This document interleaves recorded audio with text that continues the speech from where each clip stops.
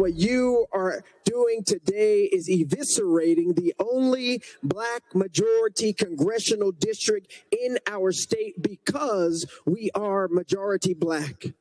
We are here because this Republican Party has to seek to steal elections and seats because the president and the party have refused to address the pain, the suffering, and the struggling of everyday Tennesseans. This is about attacking, targeting, and cracking District 9 into pieces for more political and racial dominance and white supremacy in the state of Tennessee. That was Tennessee State Representative Justin J. Pearson speaking truth to power as Republicans in the state legislature voted to carve up Tennessee's only black congressional district into 3 majority white Republican parts.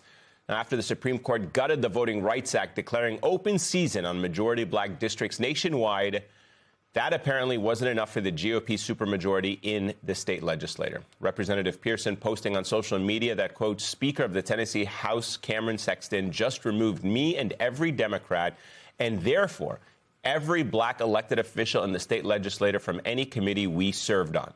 This move strips nearly 2 million Tennesseans from the representation they deserve in the Tennessee state legislature.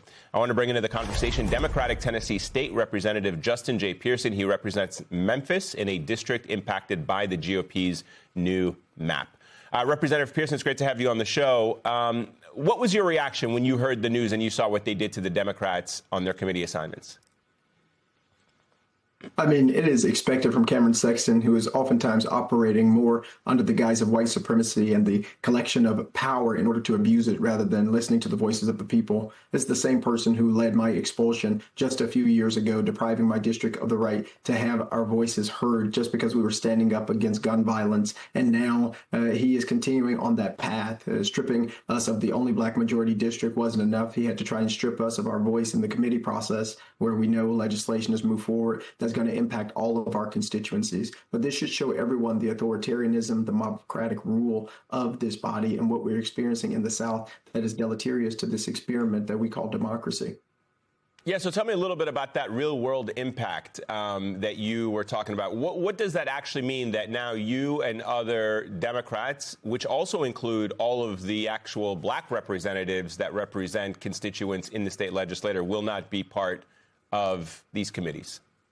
This is an attempt to silence the voices of Democrats, but particularly of black members. This is Cameron Sexton continuing in the experiment that the neo-Confederacy is currently on, which is how do we dilute the voices of black people, reduce black political power, and even for those who are still able to serve, how do we try and limit their engagement with the bills, the rules, the legislation that may come forward while we're out of session. This is another attempt to take away black political power because they are afraid that our voices, our ideas, our identity, our culture, our values being represented is a threat to white supremacy. And that is what they are upholding. That is the pillar that they are seeking to maintain. And it's our responsibility, whether we're on committees or not, to continue to use our voice, our positions, our platforms to raise the issue that what is happening in the South is degrading our democracy to a point of no return, that this Jim Crow 2.0 that they are really seeking to make into a reality and already have started with their experiment of Tennessee is going to be detrimental across the country. And that if the 50% of black people in the South lose any opportunity at majority black districts and representation,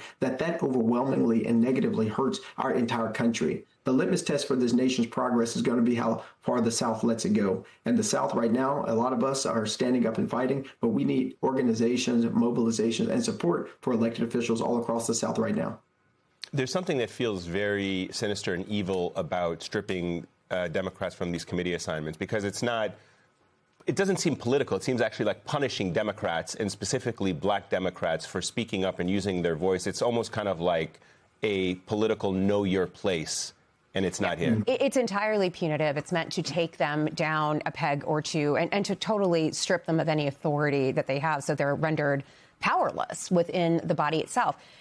Representative Pearson just mentioned his expulsion from the state legislature. That happened a couple of years ago. I want to emphasize that was the first harbinger we had of the real consequences of gerrymandering. That state legislature was so gerrymandered to consolidate Republican power that they literally could expel, simply for talking about gun safety, 3 individuals who represented three of the most populous cities in the state: Nashville, Memphis, and Knoxville. Like, that would never happen if there weren't gerrymandering. Like, they just don't have the votes. They don't have the population to be able to do that.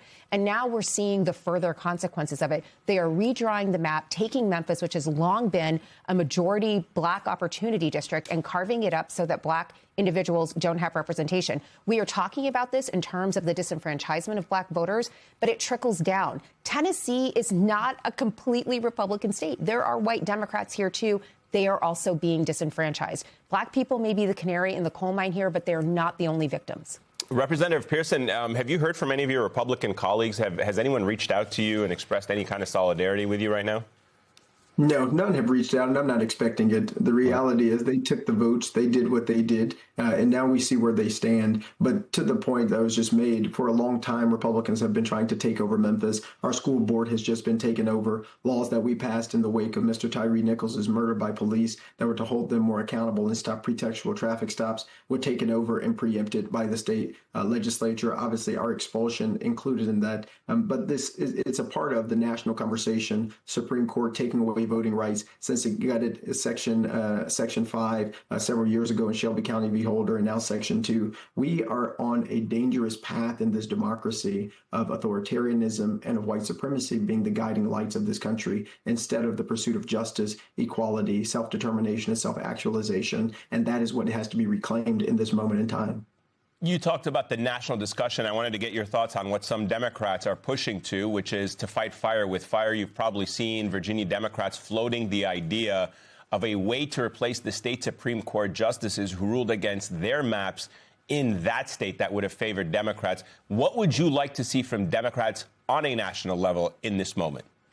You know, Democrats have to organize everywhere, but particularly in the South. I'm still running for the United States Congress, District 9, and we've already got some elected members of Congress who are going to be coming down here. We are going to Selma and Montgomery on Saturday. We have to invest in the South and invest in candidates who can still win. They have tried to rig the maps and try and dilute our voice and dilute our power. But this is an opportunity for us to actually show up, organize, mobilize, and make them regret it. And this is the moment not to give in and not to give up, but to actually be in the fight, because there's no way that we get a majority in the House. There's no way we win a majority in the Senate if we abandon the South. And so Democrats need to come on to Memphis, come on to Fayette County, come on to Williamson County, and help us to organize, rally the resources, donate to these campaigns, because the fight is in the South. The fight for the future of this country is in the South.